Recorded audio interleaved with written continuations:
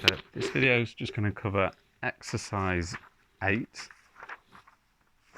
Yeah, just exercise 8. It's going to be just a quick short video.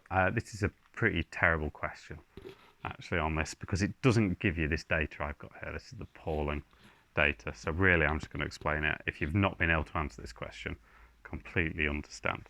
So we're going to look at the types of bonding. We're going to decide whether it forms a polar bond or a non-polar bond or an ionic bond.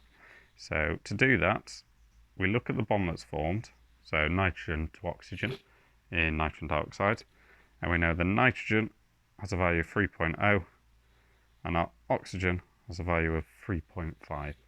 So this is actually, in this particular circumstance, strong enough to create a dipole. And this will become delta minus, this will become delta plus. Oxygen pulls the electron slightly towards it, which makes it slightly more negative. Nitrogen, because the electrons are being pulled away from it, becomes slightly electron deficient.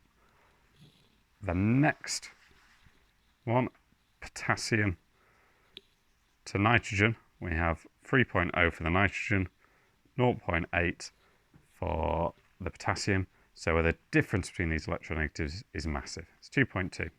So big, it's not a covalent bond. The nitrogen can just pull the electrons away and form an ionic bond. Anything above 1.7 is generally considered an ionic bond, or is seen as. The final one is our carbon to fluorine, which is 2.5 to 4.0. Difference in these is 1.5. Put these numbers really should go below, because then so the electrons are definitely going to get pulled towards the fluorine because much more electronegative, creating a delta minus fluorine and a delta positive carbon. So this bond does create a little dipole.